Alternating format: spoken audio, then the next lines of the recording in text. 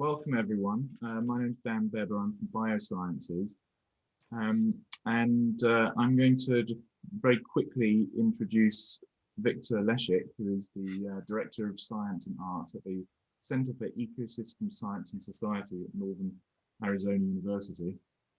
And I first became aware of Victor's work at a talk given by Bruce Hungate, who's actually also on the call today, who spoke at our geography department, I think a couple of years ago. And Bruce showed some of Victor's work, and I was completely blown away by the clarity and the directness and the accuracy and the kind of the force behind these images, you know, trying to show undergraduates how to illustrate science. You know, these images that you're going to see in a few minutes are just, you know, none of us will ever probably get there, but you know, there's something to aim for. I was just really excited that Victor was able to come and give us a talk today. So without any further ado, I will hand over to Victor Leshyk. Thank you so much. And that's a wonderful introduction. I'm going to turn on my screen sharing and start with my desktop for best flexibility. And I guess I'm hoping, does that fill the whole screen? Is that me? Yep, that covers it. So thanks so much for GSI finding and having me here and doing some publicity to warm up. What I'd like to start with is kind of a warning, semi-apology, in that this is a talk I love to give, and I've kind of reincarnated an evolving talk over the last few years that I've been working with Bruce and in his wonderful environment that he's been creating to host art as part of the process. And the reason I'm apologizing is I always feel like there's so much to say that I just have to arbitrarily cut it off. So I guess to start with a good visual metaphor, I'd like to say I feel it's kind of like a tapeworm, right? Where the presentation has a head that anchors everything, but then there's all these separate segments that they're all full of good stuff. But if you know anything about tapeworm biology, at the end, some pieces just have to go and they come off. So I might find that I'm watching the clock and then realize that some modules at the end will just be stopped. But in the interest of keeping this as a time slot that people have agreed to, that's my caveat.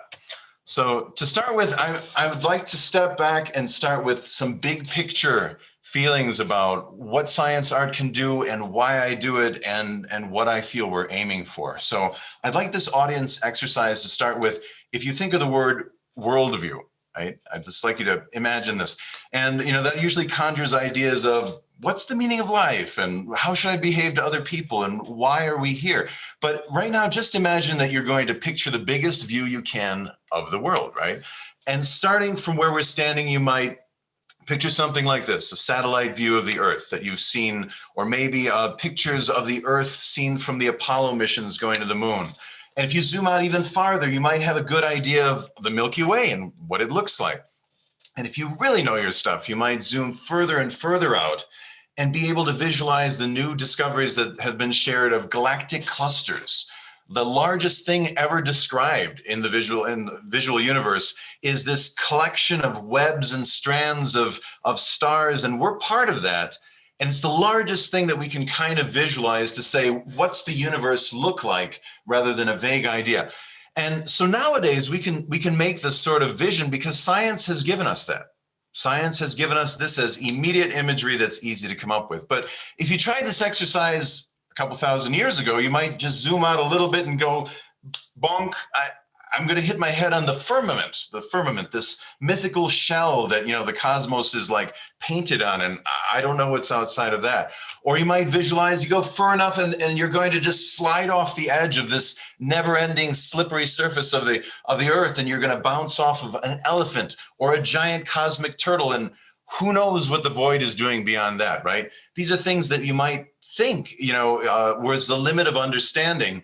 And nowadays, when we can send probes to deep space and visualize the cosmic background radiation, we might think, well, that's quaint. You didn't know anymore, and there's just this edge, like you're reaching a wall. But I would say that no matter how sophisticated we think we are now, that boundary, that edge of knowledge, it's still there. It's just everywhere. It's in the very small things. It's inside the nuclei of cells. And this is like an illustration of the most modern view of chromosomes, which are like balls of yarn. And the yarn is written with modular libraries that can be unfolded and refolded. The frontier of knowledge is between all the cells in all the organisms that are combining in Earth. This is yellow networks of fungus that are snaking into symbiotic intimacy with root cells and transforming soil, moving nutrients, sharing liquids. It's between all the particles of soil where life is squirming and evolving and trying to make a living. It's above the Earth in space dust that's coated with sulfate aerosols in this picture, and it's protecting us from UV radiation. And when you realize that science has only opened more and more frontiers, you might think, well, how does anyone keep up with this? Where am I going to get this much of a worldview? It's constantly pouring in as new things to understand. And so I would rewind the tape a little bit and imagine there was a time, and I'm just looking at Western science, for convenience of this example, where the Renaissance in Europe had this ideal of the Renaissance man, right? He's a sage and he's collected like a batch of books of the best writing of everything there is to know, and he can lock them all in his study and read them. And he has some props next to him because those are all the things he needs to know everything, right? Once upon a time. Well, we can't do that now. The internet is enormous. The internet is this giant, indispensable web of everything that's half true and somewhat true and hard to tell if it's true. And science is mixed in there with all sorts of other ingredients. And finding a worldview that you can really stand up for is harder than ever, despite more to know. Oops. Somehow the slide doesn't want to move. We're having technical difficulties. I have to back out. I'm sorry, there we go. It's moved ahead. Sorry. So I would liken this problem of making a worldview to this parable that I've heard many times. It has different names, but I've always heard it called the elephant in the dark. And what happens in this parable is that an elephant is placed in a dark room, and a bunch of people who have never seen an elephant are invited in, and they're supposed to feel the animal as an exercise and gain an impression of what it looks like. So they all get different patches of the animal to explore. And the one holding onto the trunk says, oh, this is very snake-like. And the one feeling the broad side thinks, oh, this is a giant wall. And, of course, the limbs look like trees, and the tail looks like a brush. And everyone thinks that there's a different whole going on. But when you turn on the lights, the elephant is this bigger, more interesting animal than anyone would have predicted, right? That's a worldview in my envision, turning on the lights and seeing a large thing for what it is. I think we're stuck again. It seems when people join as audience members. So waiting for this to unfreeze, I would say that this is the challenge that has always been in front of us. We tried clicking on the slide, Victor. Sometimes that freezes it. There we go. Thank you so much. So, but nowadays, what if the elephant is not simply an animal, and you can't just say, well, I'll try harder. I'll reach around to the tail in the dark, or I'll grope beyond its trunk. What if the elephant is made of dark energy or dark matter, and we don't really understand it, but we know we should? What if it's a vast network of cosmological ingredients, if it's stars and asteroids, and it's much bigger than an elephant to understand? Maybe the elephant died so many years ago, there's no flesh, there's no shape. We don't really know what it looks like without thinking it through scientifically. These are the kind of elephants that we have to summon today. And when I say have to, why is it urgent? Well, this image always inspires me. And this tiny little dot, this is the farthest view ever taken, a photo of Earth. And when the Voyager spacecraft was being sent by NASA out of the solar system, Carl Sagan encouraged them to turn the camera around and take one parting shot of Earth just for perspective's sake. There was no spectroscopy, there was no other information coming out of it, but it shows how alone we are in the universe. And we're filling it up. We're filling it up with 8 billion people that are now competing with forces of nature, altering climate, doing all sorts of changes on a scale that we suddenly have. And if we don't know what we're doing, we're in for trouble. So I would say that the best way that we can get up to speed, that we can absorb the knowledge that science is always pulling together is pictures. And this has been substantiated. So pictures can be understood by the human mind 60,000 times faster than words in as little as 13 milliseconds. And what it means is in the time that you would see a sentence and break it down into words and hand that off to the word department and decode it, etc., your mind already knows what a picture is trying to say. Why not use that? If you could only read one paper a week, a scientific paper a week, what if you could read 60,000? 60,000 books a year, you might know more. So I would say that this is our best tool and the one I've committed my life to for increasing science literacy. So I always like to start with this quote because to me it's a really strong start and that kind of encapsulates how many people think about science and science communication. And this is from Neil deGrasse Tyson, who, I love this quote and it's been around the world. Everyone knows it for good reason. It says, the good thing about science is that it's true whether or not you believe in it. And it's a wonderful thought, but what if you're face to face with people who don't believe science and don't have room for it? This is a famous photo actually from my home state here of Arizona, where the man with the flag is protesting the governor's early order to stay home to combat COVID spread this past year. And there was a protest that marched on our Capitol in the city of Phoenix. And who came out to represent the other side of please listen to science were nurses that were working in the COVID wards. And they showed up and made an equal, calm line to stare down the opposition. But guess what happens in these conversations? I don't think she convinced him very much. So it's not, I don't think, enough to feel that science is on your side if you can't get it across to the other people you're working and living with. So this is the quote that I like to add to Neil deGrasse Tyson. A great thing about art is that it can determine whether people do believe in science. And so let's think back to that, that idea of the know-it-all Renaissance man, where he collects everything and has all his knowledge. Why do we call it the Renaissance? What was it pushing back against? What was it so innovative that knowledge mattered, or that collecting knowledge and feeling you had an obligation to learn it mattered? Well, here's an example of what was going on, and it happens to be an elephant. This is a medieval elephant. This is an illustration of a medieval elephant. And when you think about it, this is during a period where there was all this greatness that was Rome, that had technology and mathematics and learning, and then suddenly it was gone. The culture was gone, the infrastructure was gone. And elephants were kind of in people's consciousness, but they weren't coming in Carthaginian armies. Hannibal wasn't coming over the Alps. The Colosseum didn't bring them in to fight anybody. But we knew that there were still elephants, and they belonged in stories. They were in biblical parables. So artists tried to illustrate them. But this is what happened when they say, I don't have an elephant. I have word of mouth.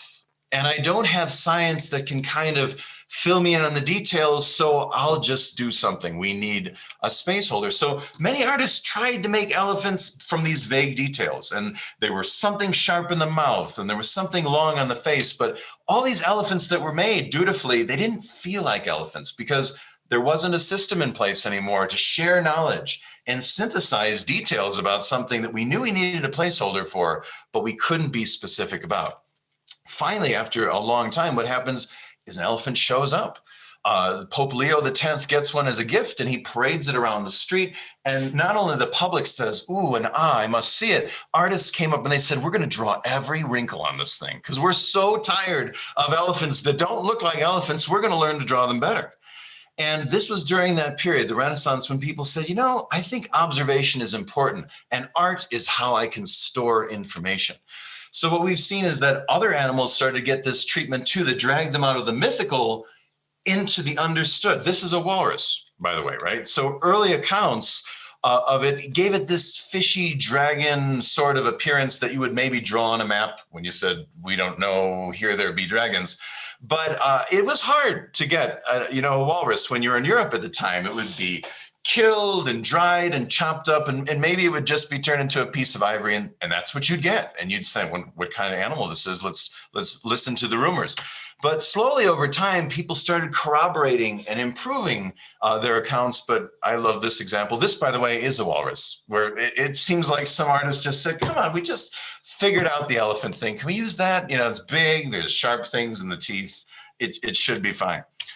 But over time, what we see in Western art is that there is this move towards higher and higher accuracy and greater detail, because artists are thinking, we're looking closely at nature and we want to compare our observations. We want to grow these kind of understandings of how many forms there are in the world and what these animals are doing.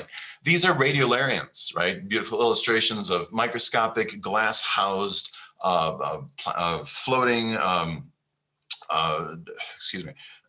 protists. And this kind of detail and loving attention shows that knowledge and art were becoming the same sort of medium. And it was proving its usefulness as a way to print and publish and share observations of the natural world. So of course, Leonardo da Vinci did all of his own illustrations, from direct scientific approach to gathering his information, dissections of cadavers. These are famous now, but they were revolutionary when they were undertaken. And so, then those sort of insights could flow back into art. And the storytelling that may not have seemed it needed science was enriched by science being able to outfit these characters with realistic muscles and realistic facial expressions and realistic perspective, so that stories could have more accuracy. Storytelling could have more intent that could actually get across. So as a young artist, these are my initial engravings, et cetera, when I was still a student. I thought, I'm going to follow in this tradition. I'm going to go through the same sort of evolution, and I'm going to pay attention firsthand and force myself through exercises like these were early dissection manuals that I created. And as I evolved as an artist, I found that I was illustrating more and more technical and more modern subject matter. And I thought, here I am drinking in all of these subjects that can be illustrated. This is a great time to be alive. Simply making more art will show the world that we need to study more and be more literate. And guess what happened? No, it didn't automatically happen, I discovered when I was an artist. Just making art of any kind was not enough to record information and share it. So this sort of, image of the cosmos, which seems laughably old to us, it's being renewed. I found this on the internet this morning. And look, it's the firmament has come back. This is a website trying to convince us that maybe the earth is flat and there's a giant conspiracy. So these sources pervert physics, dump and ignore all sorts of things that we know we've already lived through and engineered through. And they're tearing down the progress we've made, even misusing art, because we are living in a crisis of science literacy. And I see that, of all the things that one can do, I don't have an infinite life. I don't have infinite hours in the day. But this is my mission, is to combat this, because well-being, society, the safety and happiness of people, I really believe a lot of it is due today to science literacy. So luckily, there's a new resurgence in this form of art, science art, to help combat ignorance or combat kind of like a vacuum of understanding. And it has a new name, not just science art. It's easier to say, it's faster, it's sci-art, right? And it's popularized now wildly. And I would say that we're kind of in this cresting wave of watching where science art will go and what it can do for us. So I would say that from my experience, several decades working with major museums, universities, publishers, I feel that there's a spectrum of science art. And on one end, I would call it found art.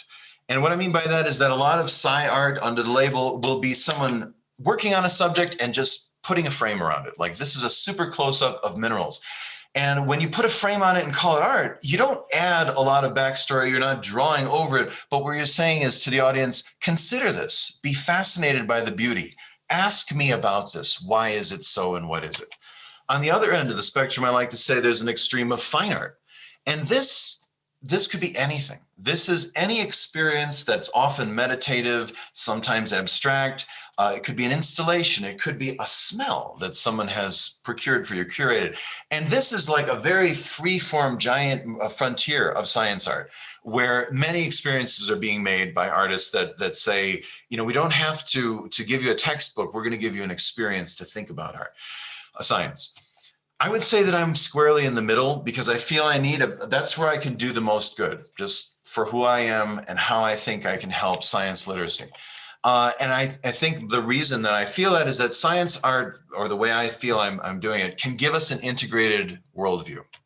And, you know, when I think back to this early days of specimens being trawled out of the ocean and categorized, I started off in that sort of illustration where I thought more illustrations mean more people thinking about the breadth of life in our world and how the world works. So these are illustrations of extinct trilobites. And I took really, you know, good interest in saying I should know how the world is put together, even if it's the insides of an extinct arthropod.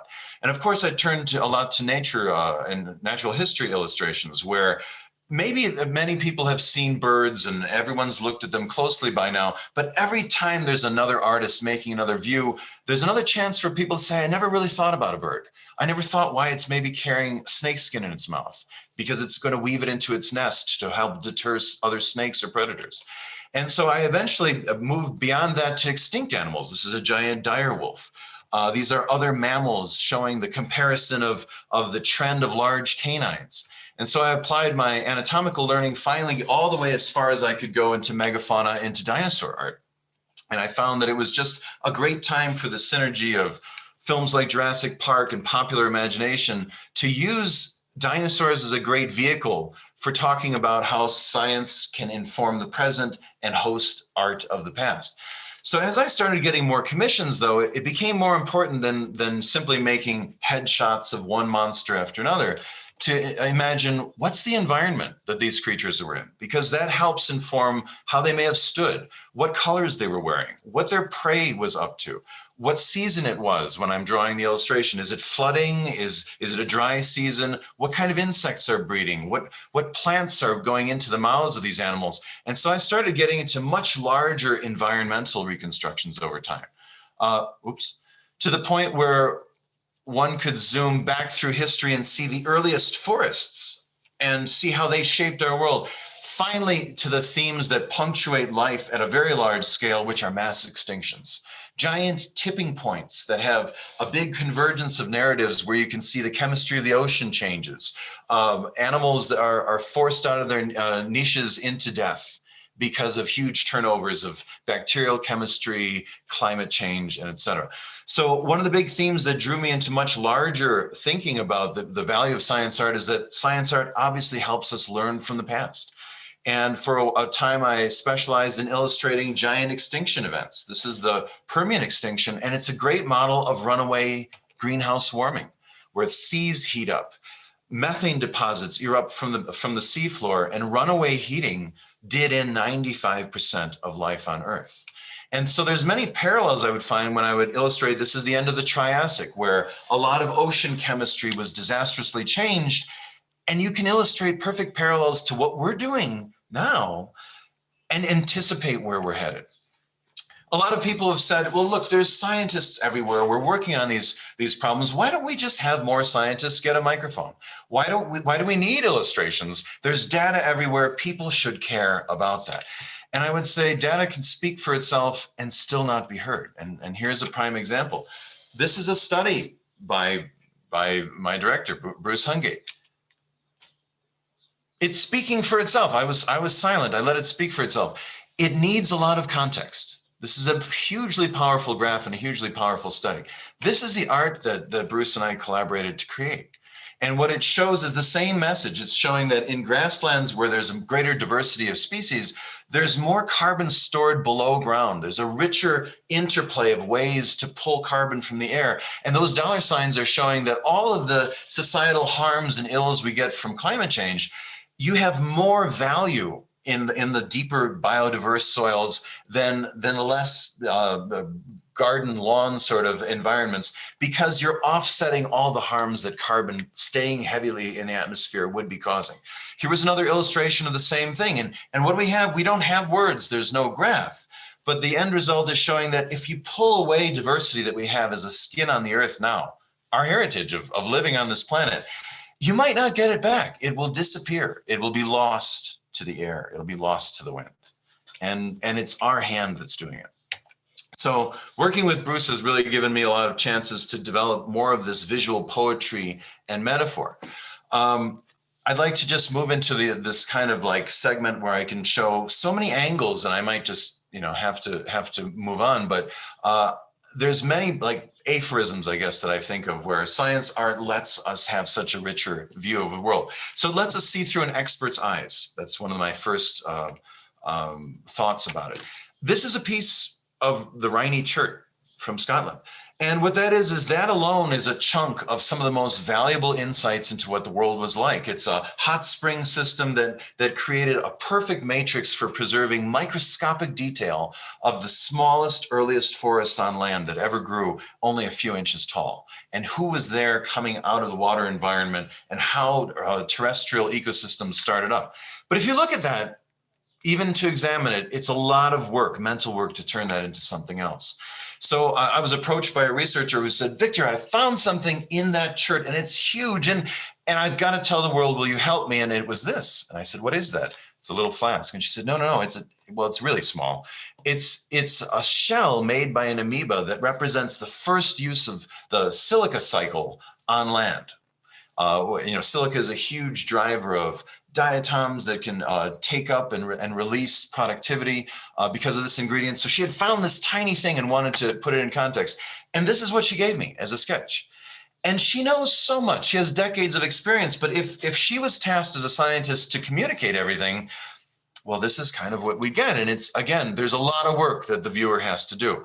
So she worked with me and said, I really love the way that I know you have background knowledge. What can we make together? This is what I made. And so the task I feel that I had for myself was to give all of her knowledge that cloak that people can eat directly, people can see directly and understand where water flows and where plants are fighting gravity for the first time and who are the players in this ecosystem.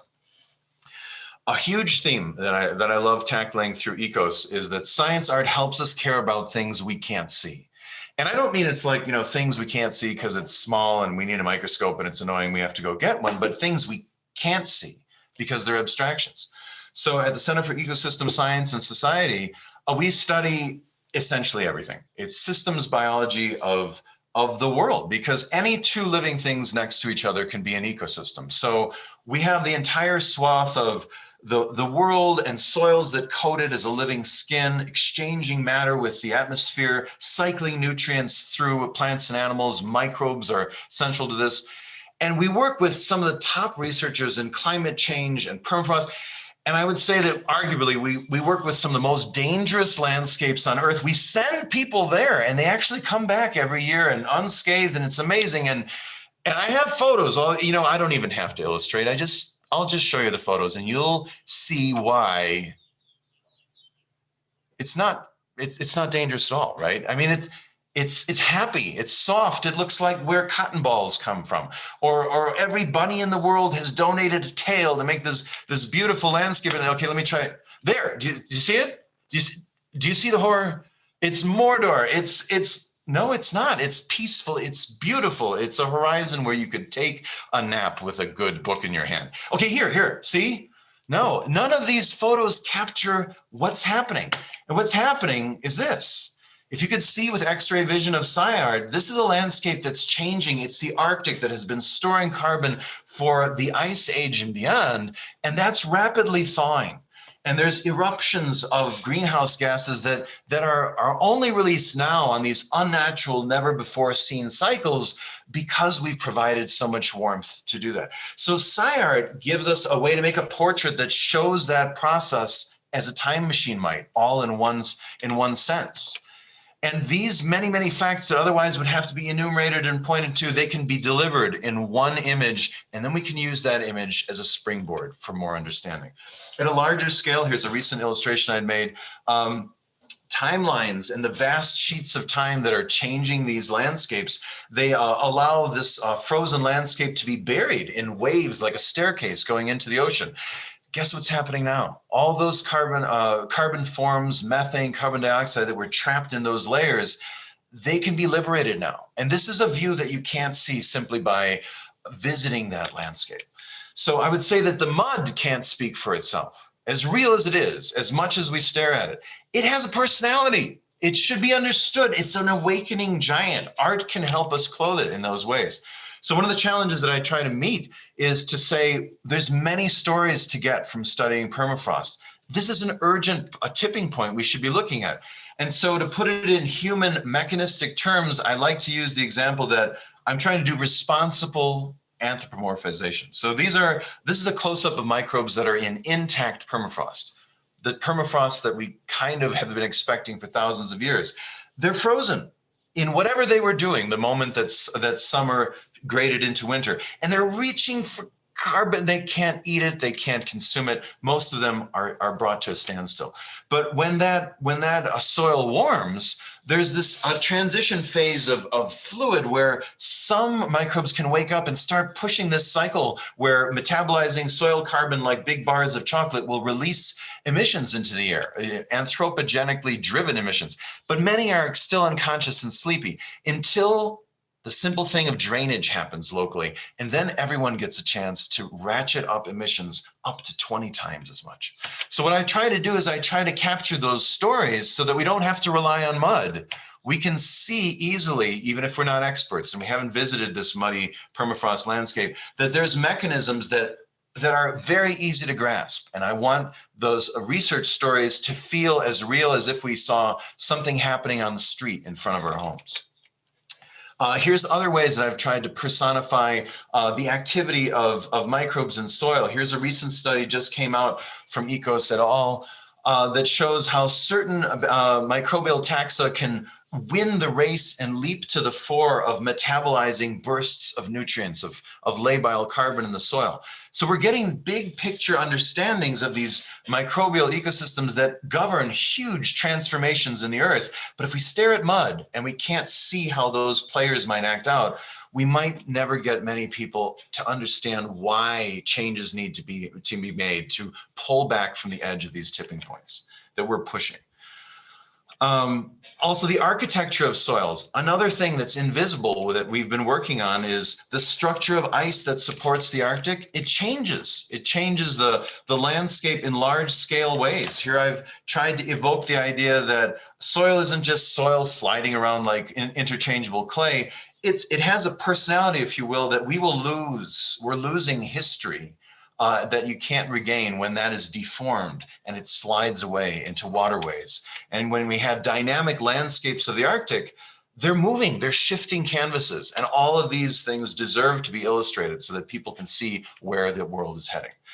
So a phrase that I like to use, and part of my philosophy is I like to say I'm building responsible drama, which is I like to think drama that accurately hooks your understanding to urgency and to scale and perspective of research discoveries. And that's me looking to the middle of the spectrum to do so. I've given it this name, Accurate Passion, which I hope to invoke the idea that we can care about things as well as understanding them all in the same sort of thought.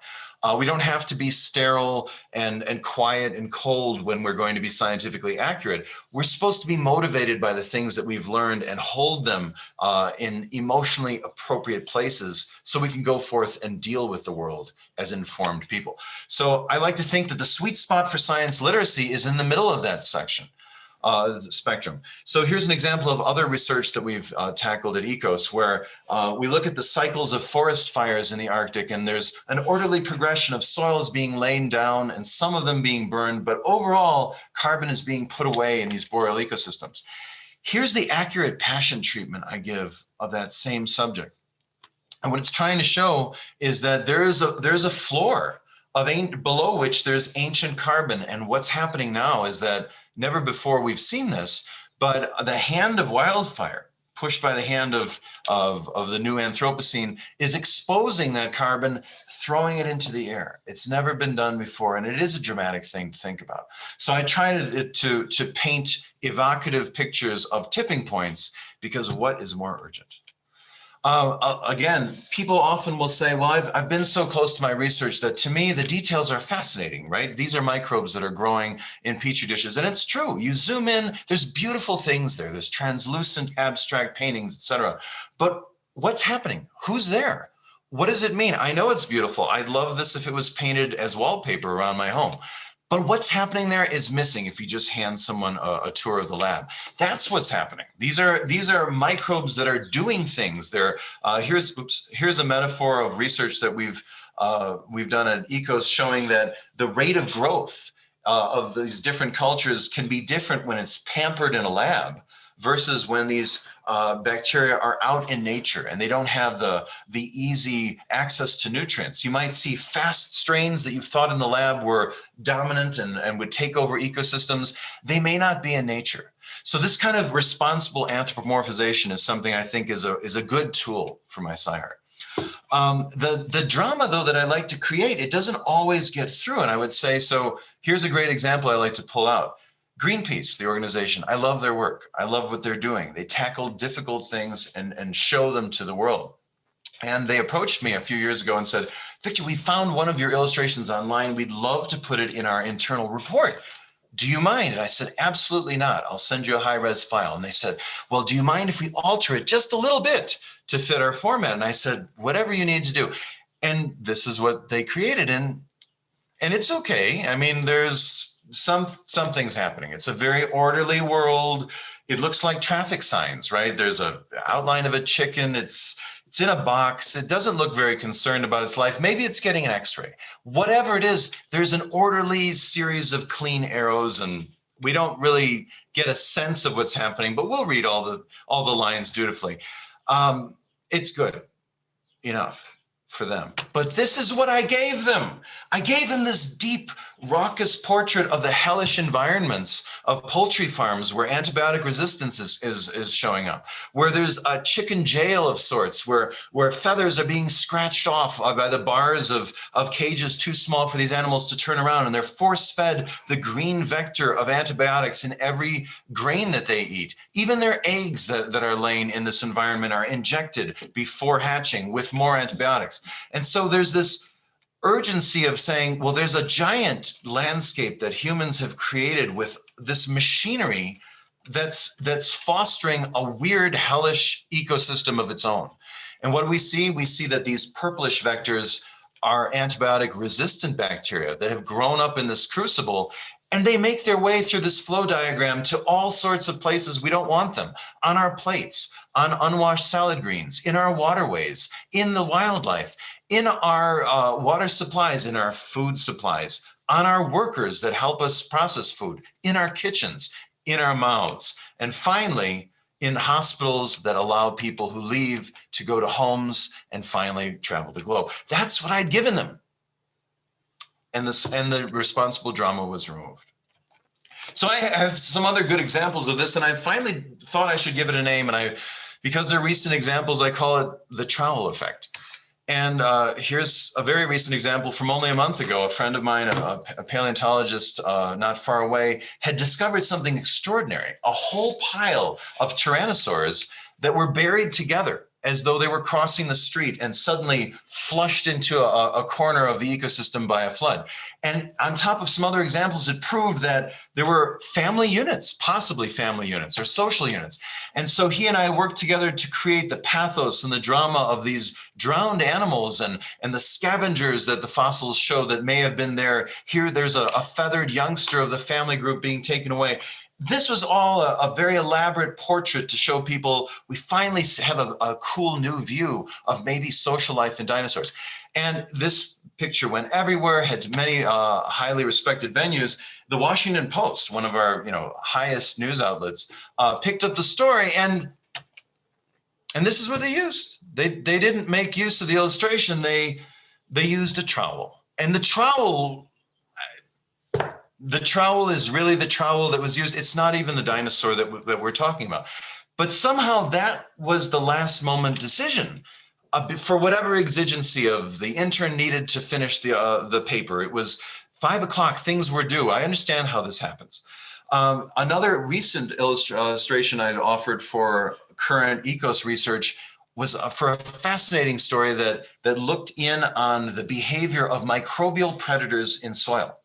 And it opened the lid on observations that show that there's trophic levels in soil between tiny microorganisms that resemble the sort of predator and prey relations you'd see in much larger animals, and that should be accounted for when we're figuring out how energy moves through soil ecosystems.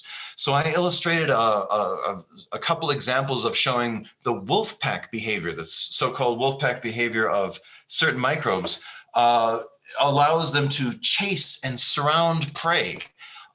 Throw out jaws, pseudo jaws of enzymes that tear and pull at the outer membranes of their prey and reduce them to bags of innards that spill on the landscape. Chase after them on streaks of slime. Others and other forms behave more like vampire bats. They alight on larger prey and they have molecular fangs that allow them to literally suck out the insides. So we created all of these compelling examples and a very popular outlet, Popular Science, a 150-year-old public science venue, picked up the story and featured it. And when I heard about that, I said, "This is great. This is a phenomenal sort of outreach that we can put this otherwise very academic subject matter into people's understandings." Wonderful. And this is what they use. I mean, could it be a trowel? It was. This was their decision. This was, to me, a failure of imagination. And again, there's practical reasons these things happen, but it's an example of the barriers to science art, even though we have venues that are interested for whatever accident or personal choice, a lot of times things fail to connect. I would then branch on to the idea that this is kind of a contentious issue. Like, how do we solve the problem of making more outreach, and who do we give the outreach to, and how do we reach people with the outreach? And so the scholarly literature has tackled this a bit by trying to quantify, can you improve science communication by sharing ideas, by having courses that teach skills? And so here was a recent discouraging story that found that the best designed course that some experimenters could create produced no meaningful skills in graduate students as far as communication. They were barely better than people off the street. And again, it's not that this is the end all be all, but it shows how difficult and elusive it is to get an idea of how do we improve science communication. Maybe the standards for what is effective were very personal. Maybe the people taking the class were self-selected, but nonetheless, it's an open, important issue. So what I would say is that our approach at ECOS is to offer a course that just lets people come towards us, not artists per se, but mostly science students, and get immersed in some skills to say, try science communication, visual science communication, and see if you like it. So I create a whole course designed around Photoshop, which is the workhorse, I think, of science illustration nowadays. I create elaborate tutorials, how elements can be separated and where your photos can be tweaked to make effective presentation slides. And we've seen this is student work. Student work, people that have just taken the class and in the context of 1 hour a week have gained skills to make these sort of figures that I believe I'm proud of the professional results. And some of these illustrations are from people who apologized when they approached the class saying, "I'm sorry, Mr. Leshyk, I don't know how to draw." And I believe it is teachable, strategy is teachable. I would say these are all respectable results. They're a range of results, but we should include more people in an expectation of science visualization coursework, I think, to really build more understanding of how outreach can be improved. I'm getting to the point where I'm a little concerned about all the things I'd love to say. Science art invokes our intuitive visual reasoning. And this is something that I can't stress enough. When we look back thousands of years, we can find tiny toys that our ancestors have made out of bone and stone that have wheeled carts or jointed animals. And object play is one of the things that psychologists recognize as an important hands-on modeling that humans do of the world by making little props and experimenting how they work, because we love the idea of seeing large scenes of visual elements and how they play out like a chessboard. So an example I'd give is a recent collaboration we did with another project at our university was a tool that maps supply chains. These are the green and red lines showing food that's flying towards New York City through all these different suppliers. And the tool allows you to pull many databases together and plot these lines, but it's not very intuitive. And so what we were engaged to do is add an overlay that says, let's see at a glance what the matter is and the material that's moving around these environments. Let's give it a flavor that's much more intuitive. I believe science art adds a huge layer of understanding. Where earthquakes may occur, how that could interrupt oil deliveries or food transfers. These are visual issues that humans grasp 60,000 times faster than, I believe, not just words, but a chart. So these are the kind of toy-like environments that I like to believe I've moved towards to communicate a lot of things for ecos, but also for many other subjects where we need to distill a concept that you can't take a photo of. Science art helps us to see the future. And this is something that's really relevant where we live here in Arizona, because there is a past that was wetter and cooler and has given birth to the forests and plants that we have on our landscape.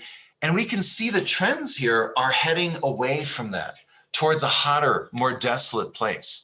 Science art helps make portraits, like we created for a conference that we held, a summit of sorts, to bring together thinkers and local activists to talk about what are the issues that our state, that's the state of Arizona, faces. There's many, and when you plot them all together, you can't really ignore the fact that there's something happening just out of your vision around the state. Forest fires, water shortages, electricity is being used for air conditioning en masse in the hugely growing metropolis. Heat shocks and other emergencies are becoming more frequent. Bruce's daughter and I, Nona Hungate, actually collaborated on a series of illustrations that show what the future of Arizona might look like. So we came up with some examples. This is our iconic ski lift going up to one of the local landmarks of a ski mountain. This would be the projection if climate change continues where it's going. No snow and no forests and no skiing. This is inside the volcanic mountaintop as it is today. What would happen if climate forced plants to migrate to higher and higher zones? We would lose all the alpine environment there. What would happen if forest fires claimed our beautiful areas of Flagstaff? We would have kind of irreversible transitions to desolate landscapes. Waterways are tenuous here, we could lose them. And so we felt that science art was a great way to show people what they stand to lose.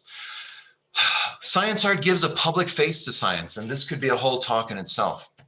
But Hollywood has done us a double-edged sword sort of service. Science is in many things nowadays, many science fiction films, many franchises. But what always happens? Terrible stock sort of themes, cliches of the tortured Frankenstein-esque, combinations of accident and ambition, and monsters are born.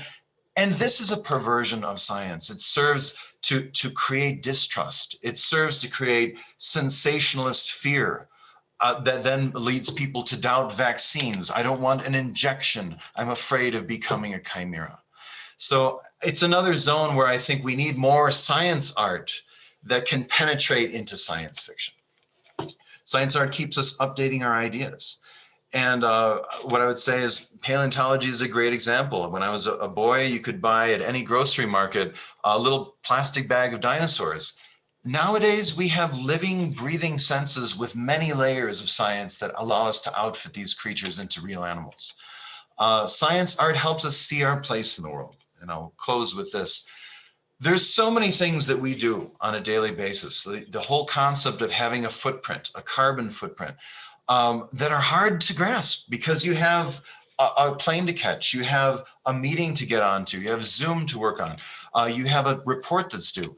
And science art helps us make a portrait of where we are in these large processes. This was an illustration of showing how we can make more carbon dioxide than we can quickly sequester in natural processes that are stepwise dependent on rate limiting steps and nutrients.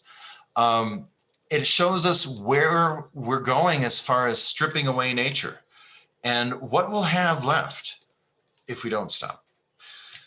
And so I'd love to see more sci artists come forward and catalog not only what we have, but create vivid scenarios of what we've done with our heritage. Do we really want the Amazon to be a hamburger? Because every time you eat one, you should wonder if it came from that landscape. So with that, I'd like to offer enough time for questions, and I hope it wasn't too whirlwind of a discussion, but I appreciate the venue here. I'm only hoping it wasn't too rabid of a delivery. So thank you very much. I'm trying to stop my screen share. It's not stopping. Brilliant. Thanks. Well, give a I'm sorry for the applause. That was absolutely amazing. Brilliant. Thank you. So with that, I'm not very quick at reading the chats. I would encourage that that if anyone would just like to speak, that will help. But I would appreciate, is there a way I can receive the chat as an email just for follow-up? Yeah, sure. I'll send it over after. Okay. That's no problem. I think Arthur is the first question. Yes, please. Yeah, so Victor, thank you so much for that. That was absolutely fascinating. And I really love that talk. That was really engaging and interesting. I really love particularly about the presentation that you start by talking about worldviews and you end by saying that science art forces us to see from a perspective, to see our place in the world. And so, of course, in like mainstream science communications, I'm sure, as you know, we've always sort of been taught that science communication needs to be disembodied, dispassionate, impartial, and sort of unsituated, right? And of course, the stuff we're talking about here is, in a lot of cases, not that, right? It's passionate and it's emotional and it's taking a perspective and taking a stance on certain issues, and this is especially clear when we're talking about sort of the climate change illustrations that we're doing. But of course, this comes with a certain territory, a certain responsibility, especially when it comes to sort of communicating uncertainty, recognizing our own worldview and our own perspective. So I was just wondering what your process is for sort of understanding that. Is there some kind of reflective practice? Is there some kind of iterative process? How do you communicate uncertainty? Sort of all these things are swirling around. I think it's just really fascinating to hear what you think about it. That's a great point, because I keep forgetting, because I hear the quote so many times, but it's beautiful. And you'll know it. It's, the problem with the world is that the ignorant are full of confidence and the learned are full of doubt. And it is the best stance. I mean, doubt is the responsibility of good thinking. And I think what I like to feel, though, is that doubt has done a lot of damage, because people are afraid, I think, to feel that they're creating a vague gray area. Just as you're saying, it's like, well, how do you incorporate doubt? I kind of liken it to the idea of placing a warning sign on the edge of a cliff, right? You could say, if you were really rigorous, you could say, well, we can't put up a warning sign. Well, why? Well, we haven't done a simulation of exactly how many ways you might fall off that cliff. We need a ragdoll simulator. We need a Monte Carlo simulation of how the sediments will fall. And then, we'll have a starting point for talking. And I would say, if you know that it's possible to fall off, that's worth offering. And I think that a lot of times when I illustrate things, they're clothed in so much metaphor that I feel confident that it's a forgivable frame where people know that this is one possibility. And it's true, just as you're saying, not everything with the caveats can fit in an illustration. So I have had to wrestle with that idea. I make the metaphors as precise as I can. And scientists that I work with are great about that. What I find is that when I start making an illustration, they leap into the process and they say, right, but that microbe should be holding one of these because it actually does that, which is a metaphor for such. So on the one hand, there's that. There's the collaborator engagement is wonderful. And I find that metaphors can be tuned really tightly. That helps with the uncertainty. The other thing is I want to be provocative to the point where someone says, what is that? Let me read that article. And then the article is where they will grapple with the uncertainty. So it's a great question. And you're right. It's a huge problem, I think, because it's intimidated many responsible people who say, I don't have the right to speak. And I would say it's a form of imposter syndrome. It's a modesty that kind of takes people out of great roles that they should have. So anyway, wonderful question. I hope that made some sense. Yeah, that's great. Thank you. Who else? I see the chat flow by, and I don't want to do the disservice of. Sure, yeah, so I'm keeping track of it. So we have Emma, who had a hand or had a virtual hand up to ask. Hi, can you hear me okay? Yes. Sorry, I'm afraid my video just doesn't work. But anyway, that's a separate issue. Thank you so much. That was such a fascinating talk, really inspiring. I guess it's a similar kind of question to Arthur's, but when it comes to, I certainly have grappled with the issue in terms of scientific communication and making it too emotional, or I do believe that there are a lot of scientists that think it should just be facts and there shouldn't be any bias or emotion behind any of that. And I guess for many of us, we might agree completely. You need to get across the correct information and not try to drive the audience in any particular way. However, with something that you cannot see, for example, like with the bacteria, coming out of the permafrost and all of these really major issues that we're facing at the moment that we can't see and we can't get across, that I do feel like you need to create this emotive response in the audience, because otherwise is anyone really going to be driven to make any changes or do something about it? So I just wanted to know where you stand with that, and also if you found it really hard, if you've had any particular criticisms because people are saying you're making this all too emotive and dramatic when you're putting anthropomorphizing bacteria and things like that. Well, no, and it's a great shade of the question. I think it's a different portion. And what I would answer is, I would say that this is kind of a new approach, I would say, because modern media, social media posts, it's only recently that we've had this kind of venue where you can throw many, many illustrations into like a popular discussion. And it's a totally different channel from the scientific literature. So I would say that you're exactly right, that I expect that there is a cultural separation where when I make a provocative image with, bacteria wearing little hard hats and doing something, I don't expect that to be in the primary literature. I expect, and many times I find that scientists are maybe reticent about that. The journals, don't necessarily want to include those illustrations because they do a great service outside of the primary literature. The primary literature is the place to be careful. It is the place for error bars. It is the place for great arguments. And I feel that when I stretch the limits of responsible drama, I'm simply standing outside the literature, pointing back to it. And I'm telling people, go discover what that says.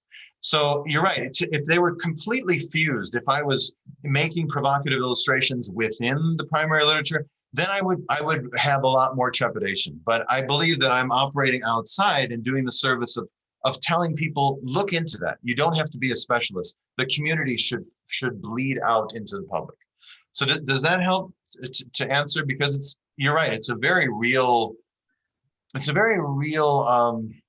controversy, I would say. We can see now where the underinformed, if I can call it that, are very vocal, and they have lots of illustrations, and they wade into public debates and think that they're engaging with science. And I would say, well, that's where I'm throwing my illustrations, is into that arena.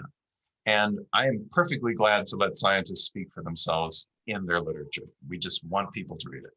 So anyway, that's kind of where I stand. I'm relying, I'm sorry, on you, I think, Guy, to kind of be. Yeah, sure. Well, I just want to, we're almost at time, so I just want to, we've got a couple more questions in the chat. Are you happy to take a couple more, or do you need to? Very much. I mean, and I great. can longer. I just worry about everyone's commitments. Okay, well, we have 2 questions in the chat, so maybe we can go do those 2, and then if people need to drop off, then they can. Yeah, everyone's really enjoyed and learned a huge amount from this talk, so it would be great to just have a little bit more of your time if you're willing to offer it. Absolutely. Where should we look? I'm sorry. So I can read them out to you. So a question from Bill. This is great talk. My guess is that this kind of art could also help us to do better science. Do you have any examples of it working that way around as well? I do, and it's something that's kind of nascent right now, but on the small immediate scale, what I can say is that when I'm developing illustrations, I do find that, you know, here I am, I have a very broad background about a lot of things, but it's technical enough that I've trained myself to look for what I don't know when I'm creating an illustration. So I don't just pave over you know, a gap in my knowledge with an assumption. I'll ask the scientist. And oftentimes in that exchange, they'll say, oh yeah, I never really realized that probably matters to my research. But it's mostly been in those aha moments while we're creating the artwork. I don't have a ton of examples of giant arcs, you know, of research that has been changed.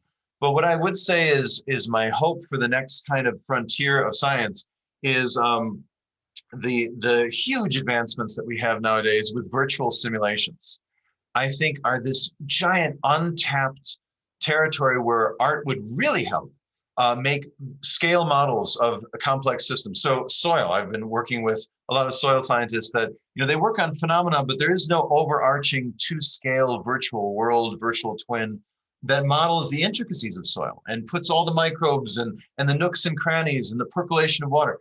And when I look to these other recreational industries like video games and movie making, the technical tools to do that modeling, they exist. But culturally, they're siloed away in an industry that doesn't pay people to model science. It pays them to model a realistic explosion of a car so that the moviegoer is happy. So the physics are there, the physics engines are there, these landscapes can be made. But we need a crossover where scientists say, I want some of that. I want to hire those people. And that takes money. So I have been working on grant proposals that are not yet ever acknowledged because they have kind of scientists, you know, judges and reviewers. I'm trying to break down that barrier so that we can have art help inform and support research through that medium. I think it's the next frontier of what we need to offer. So great question. Great question. Great, thank you. I have one question from Tim. Wonderful presentation, Victor. For some of us, science is in the middle of a revolution, changing our worldview of the Earth and Gaia. I think your later images help visualize that change of worldview. Are you happy with the idea of sci-art helping alter a scientific worldview as well as to defend one? Absolutely, and I think that's the whole premise of science, is that we won't be afraid of getting biased by the exercise of good science art. If anything else, I've found that science art that may be provocative that I've made, it like when I presented at a conference, it takes that community of people and they good-naturedly pounce on that work and say, well, I don't agree with that. And someone pushes back and says, that's exactly how it is. And so there's this friendly dialectic that happens because there's a platform for them to point at, and there's a prop of sci-art for them to work with. So I would say that I don't imagine sci-art doing harm, because I know scientists, they're feisty and they rise to that challenge. So from my experiences, yeah, I don't see the harm in altering a worldview. I think that we'll always have a powerful enough discussion about science art that it'll sort itself out. So that's my stance, I guess, where I'm glad to always push buttons responsibly. And I was even reluctant a bit to even put the flat Earth illustrations in my talk, because I cringed, though, you know, to give them any forum, and because I don't consider those sci-art. I mean, and that's my view. So yeah, it's a lively issue. It touches nerves even when I'm thinking aloud. But I think we need your help, Victor. I mean, I think we're in the middle of this scientific revolution where in mainstream society, we're still clinging on to this illusion that there's this like dead ball of rock, the planet, that forms this stage upon which life is merely an actor, and is borrowed with rocks from space or whatever. And as when in fact, as your later illustrations show, it's not like that. And life is a powerful agent that's completely transformed its own conditions for flourishing. And I guess, you know, there's a kind of a part science, part art movement. There's Critical Zones exhibition and this big catalogue. You might have seen it, you might not.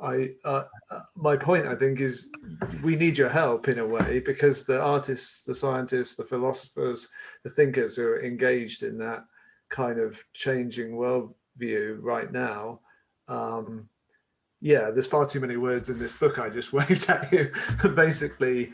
And there's a deep politics, as it's called. It's subtitled as The Science and Politics of Landing on Earth. And that's, as you show so beautifully, it's kind of one of the profound issues of the moment. But anyway, thank you so much for being with us and for the presentation. And thanks for, I love that imagery that you just mentioned. It's like you can consider the ball of rock as this reductionist idea of the planet.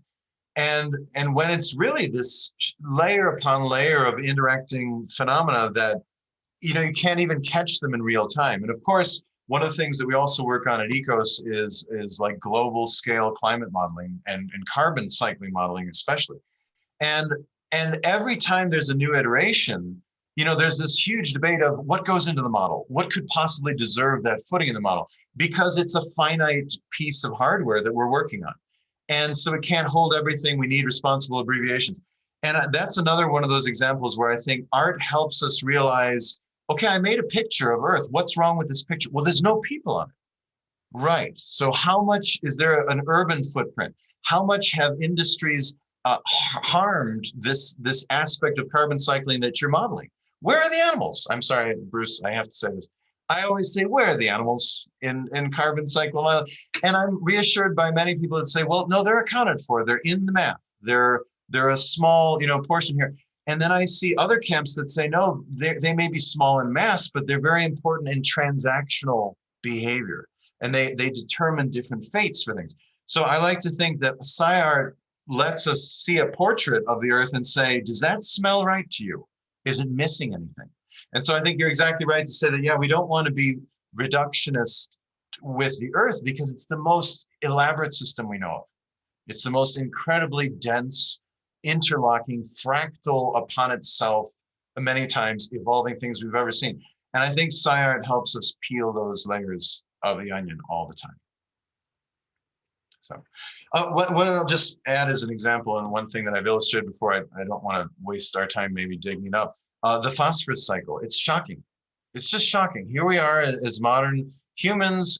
There's a gravitational gradient elevational gradient where water runs downhill into the ocean. And phosphorus leaves the landscape on so many trajectories, and it becomes simply buried in inaccessible depths of the ocean. And there's no meaningful human timescale for that to be replenished. And again, it's simple physics, but it's a vision that I think people don't have of an irreversible tipping point that we're effortlessly making happen. And it would be, I mean, a large scale but trivial behavior to change. And without visualizations, it's hard to see why we need to. So anyway, it's an excellent point. I think we're standing on the most valuable thing in the universe, and we need to see it better. So I'll take more questions. I mean, I don't know how long your venue can stay open, because I'm sure as hosts you have to go somewhere. I certainly have a few more minutes to transmit some questions to you. We have a couple more questions in the chat. Maybe Absolutely. We'll do a couple more, and then we can close at about 15:15. Okay, and I can be emailed, of course, freely. Freely. Well, that's comes to the first question. So Trish is asking, can we contact you sometime in the future when our results reveal a breakthrough and we'd like to collaborate on communication?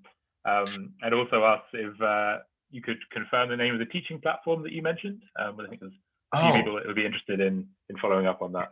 Okay, well that's great ideas. And I guess what I'd say is I look forward to the time when we might have enough students and enough kind of community where I'd love it if we had a community of kind of practitioners that can also field the many, projects and collaborations that we're hoping to encourage. At the moment, where we are is we've been teaching this initial test course for about 3 years. We teach it half the year, 1 semester, and the format is it's a graduate seminar. Undergraduates are allowed too, and you kind of just need the instructor's approval to join if you're an undergraduate. But the idea is that anybody who's doing anything at the university that wants to learn these illustration skills, I've tried to package like the base guerrilla tactics sort of startup skill set that I've come to rely on as a survey course. We outfit every student with a digital drawing tablet, a large, I don't know if you can see it here, a large Wacom tablet with digital pen. And we want them to have that kind of full naturalistic experience of making large brushstrokes. And you don't have to draw. You don't have to be able to draw. If you do draw, this tool works beautifully. It simulates any medium that I've ever worked in, and now I'm entirely digital. I was trained as a professional traditional artist when I went to school. I also had dual degrees in pre-medicine and chemistry, et cetera, but art went out. So we give a survey course that encourages students to grab onto basic skills and then also pick their own research to illustrate for their own presentations, for conference graphics, for articles they're writing by the end of the course. And then as alumni, they kind of gain that mentorship, where they can say, Mr. Leshyk, what do you think of this thing I'm making? Here's an email. And I would say, maybe that will help, et cetera, and can give critical feedback. So the reason I mentioned that is that what we're hoping to do is expand that so that it is a transferable course. Right now, it's like a seminar course of 1 credit per semester.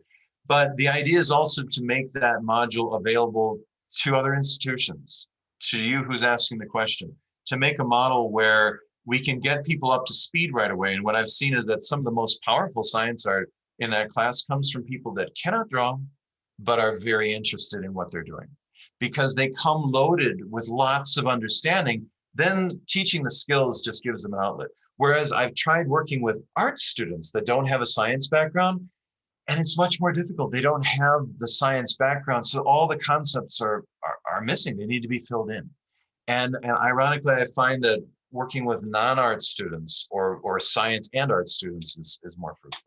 Did that help? I guess I'd say stay tuned, because we're trying to grow our outreach of the education as well. Fantastic. Thanks, Victor. Yeah, I'm sure you'll have a lot of willing attendees when you do manage to expand it beyond your institution. I think a few people are having to drop off now, so I suggest we draw it to a close there.